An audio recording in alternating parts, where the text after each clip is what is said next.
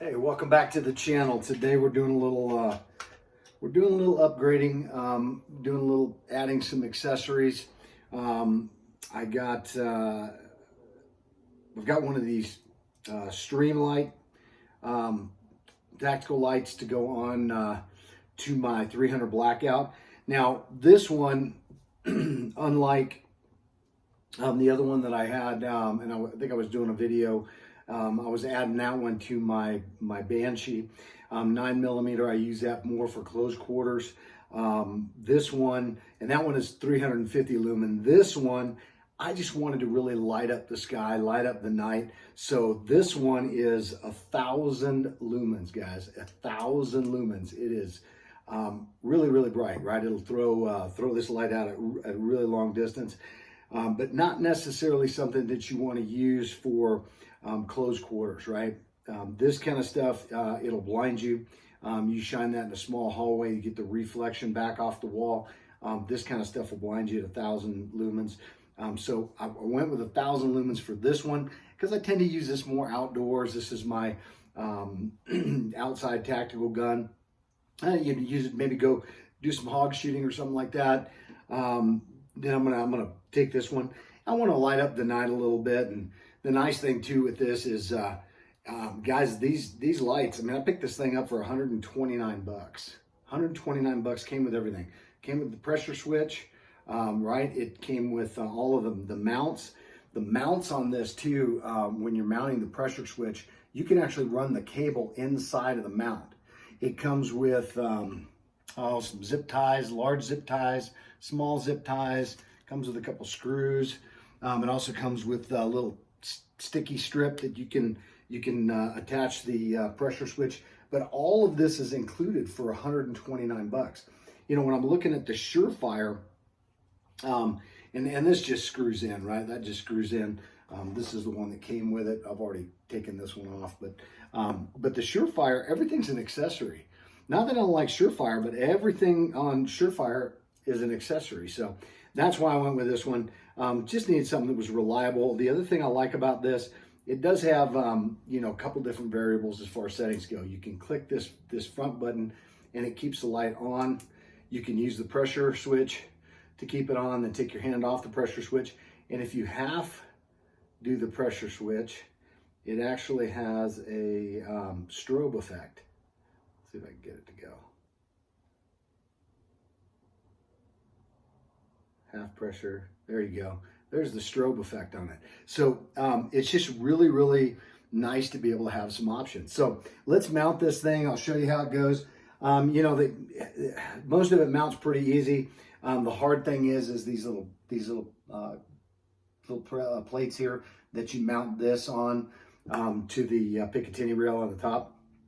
Now this particular stock on this, or the cover up here in the front, actually has key locks in it in the front. So I had to add this M-lock rail to it here. So we're going to mount that. I want the light to be back behind the muzzle brake, so not, you know, so far forward that the you know, the flash or the powder coming out of the end of that is going to cause damage to the light. I see that a lot. That happens a lot. You know, people do that, move that light too far forward, and then it tends to mess up the lens. Now this is going to be a little bit tricky on how to mount these, but hey, we're gonna go ahead and get her done. In the words of Larry the Cable Guy, right? Get her done. So we're just gonna set these in. These lock down. They're just rubber, so they do flex. So you can, you know, they just take a little bit of muscle to kind of get them over and get them in. And you got to make sure it seats really well. Also have a screwdriver here to help with that. That locked in. That's good. Now, one of the other things on these pressure pads, they you know, there's a lot of different ways you can do this. And guys, you can install this light anywhere you want, right? Now, I'm a right-handed shooter, so I cup the front with my left hand. So I like the light on the right hand side of the gun. I've seen people mount these in the 12 o'clock, in the 3 o'clock, or the 6 o'clock position. Hey, whatever floats your boat, whatever works for you. You know, don't let me influence you where you need to put it. That's just a personal choice. So you know, so that's my take on that. Now I'm gonna go ahead and attach this, and this just slides in. It locks in the top, slides in. You don't really want to force this top piece in because it'll stretch out the mounts, and then it becomes really problematic to get it on. But just going to start with one side.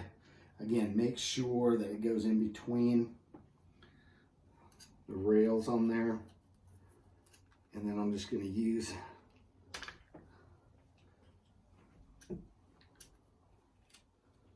this screwdriver to kind of manipulate it out and over the top of the rail to get it locked in.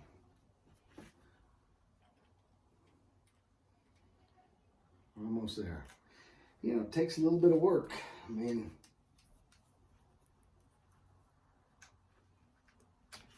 that's the thing about it, guys, right? Always takes a little bit of finesse, a little bit of work to make shit happen.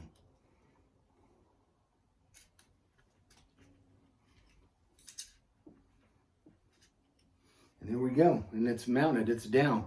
So that's it, that's all it takes, and like I said, just a few minutes. And again, that pressure switch, right, if I want it on all the time, I just hit that, tap that first part, right? If I just want to use the pressure switch, I'm on the pressure switch. And then if I want to strobe it out, there's the strobe, right? So a lot of different options. And again, for 129 bucks, it's a hell of a deal. Hey, I hope you enjoyed the video. I hope this kind of breaks down the install on this because let me tell you, when I was messing with the one on my Banshee, it took me a little bit of time to figure out how to do this, but thought I'd do this video. I hope you like it, and leave me some thumbs up, some comments, and hit that subscribe button, that bell notification if you haven't already. Let me know if you like the channel. Have a great day.